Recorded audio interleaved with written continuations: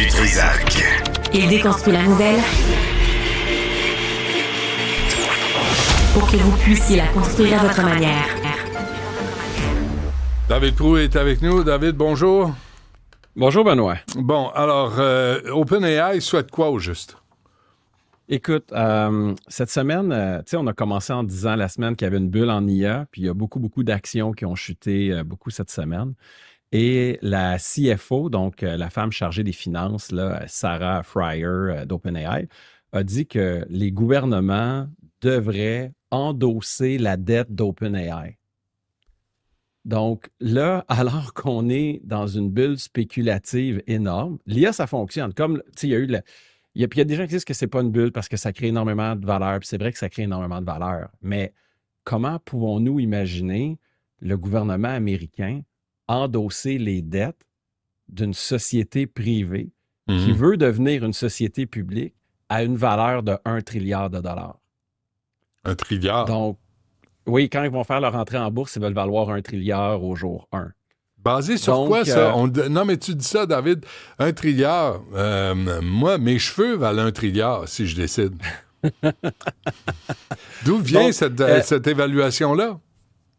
Écoute, cette semaine ou la semaine dernière, il y avait un appel avec des actionnaires de Microsoft, puis il y avait le CEO de Microsoft avec Sam Altman, CEO d'OpenAI, puis un journaliste bien réputé, là, dont j'oublie le nom, un journaliste en technologie, puis il a posé la question à Altman. Il a dit « Pourquoi tu veux mettre ça à 1 trilliard quand tu as 13 milliards de ventes? » Parce que là, le ratio vente-valeur fait aucun sens. Ouais. Puis Sam a été piqué au vif, puis lui a dit « Si tu ne veux pas tes actions, parce que c'est un journaliste qui avait déjà des actions dans les rondes précédentes, puis il a dit « Si tu ne veux pas tes actions, j'ai quelqu'un d'autre qui est prêt à les acheter demain matin. » Donc, il n'a même pas adressé la question.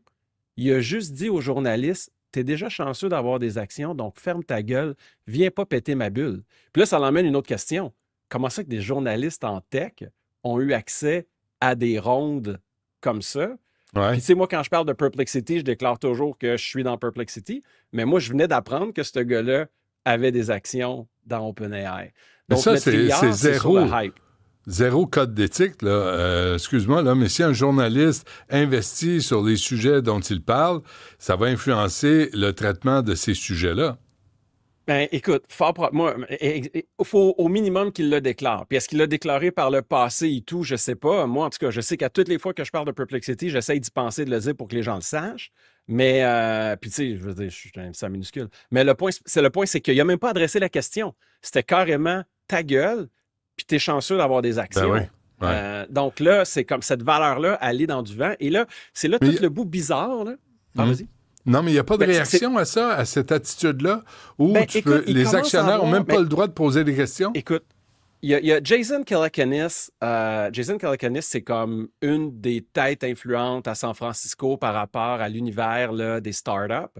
Puis il a dit dans son dernier podcast aux gens qui bâtissent des entreprises sur OpenAI, ne le faites pas. Utilisez-vous un autre modèle.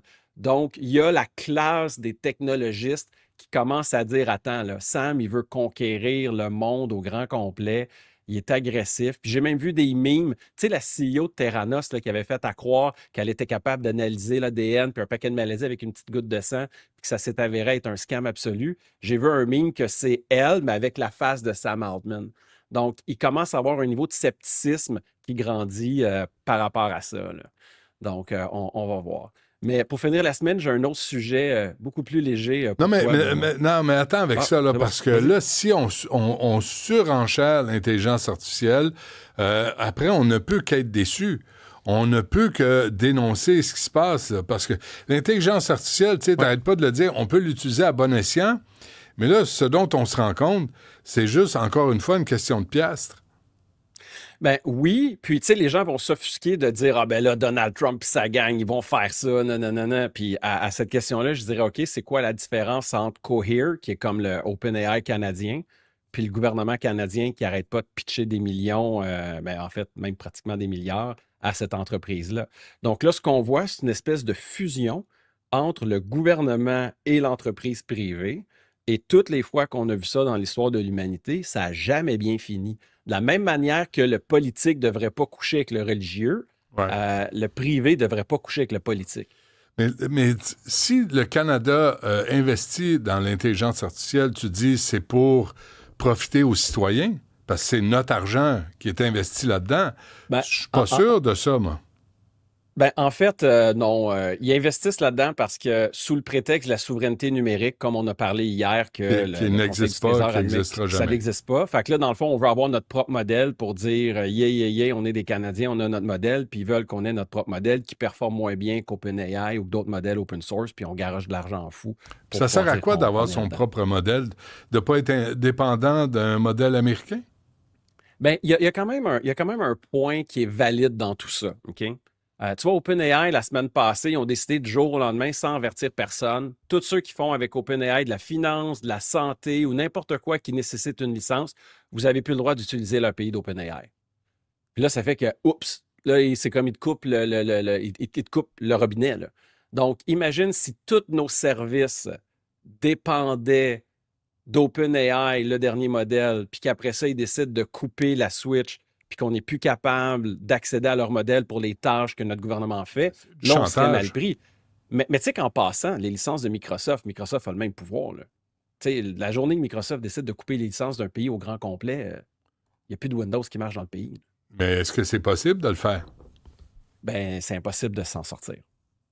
C'est impossible de s'en sortir. Ça va bien. Mais j'ai un courriel d'un auditeur qui dit 1 trilliard, c'est insensé comme valeur, là. C'est complètement insensé. Mais ça peut être un boomerang qui va se ramasser derrière la tête. C'est quoi les options? Si on décide de ne pas embarquer dans cette folie furieuse? Il y a des modèles... OK, si on décide de ne pas embarquer dans cette folie furieuse, c'est qu'on prend des modèles qu'on appelle open weight, donc qui sont des modèles libres que tu peux prendre puis héberger sur ton propre GPU, sur ta propre ferme de serveurs.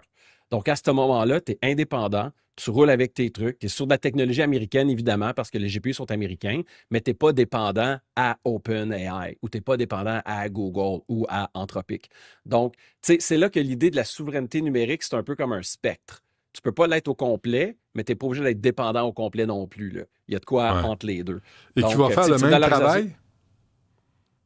Il va avoir une qualité légèrement inférieure en termes de qualité de rendu. Ça, c'est sûr. Là. Parce que les modèles frontières, ils sont meilleurs. Okay. Bon, et ton autre sujet? J'ai un petit sujet cocasse.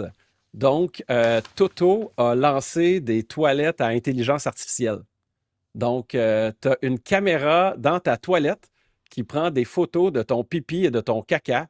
Puis ça, c'est un autre banc qui est une autre compagnie que quand tu t'assois, ça va prendre tes données biométriques.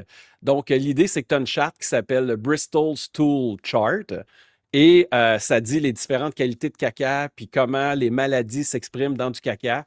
Et puis là, l'IA prend la photo puis traite l'image. Et là, il y a des groupes de gens qui disent « Oui, mais qu'est-ce qui va arriver avec tes données personnelles? Tu peux pas accepter que tes données personnelles se promènent sur le web. » Puis là, moi, ça, je réponds « Hey, l'ami, c'est des données de marde! » Quand même, littéralement, quand même que tes données circulent à gauche puis à droite, c'est tes données de caca, on s'en fout. Mais si on retrace des maladies là-dedans, parce que c'est ça qu'on fait. Ça vaut la peine de l'utiliser. Des cancers. L'idée, c'est de dire, utilise-le, puis ne t'empêche pas de l'utiliser au nom de la vie privée de tes données. C'est des données de marde. Oui, mais en même temps, tu vois, ce bol de toilette, là, si ça avait existé en 1977, Elvis aurait survécu. Et voilà. Faut créer la machine à retourner dans le temps pour qu'on puisse y mettre ça. Mais sinon, avec l'IA, on peut toujours faire chanter Elvis aussi, hein, c'est possible. Ouais, oui, hein, ça va être la nouvelle affaire. Hein. C'est pour quand, là? Parce qu'on l'a vu déjà. Hein. C'était quoi? Est-ce que c'était pas Céline Dion avec Frank Sinatra? Écoute, il y a un clip qui circule depuis hier. C'est Frank Sinatra qui chante New York après l'élection qu'il y a eu cette semaine. Puis les paroles sont ajustées et tout. Puis, c'est vrai? C'est très drôle. Frank n'aura pas été très heureux de ce nouveau hommage. L'impression que j'ai. Non, je pense pas, moi non plus. Bon, parfait. On se laisse là-dessus. Bonne fin de semaine, David. On se reparle lundi. Ciao.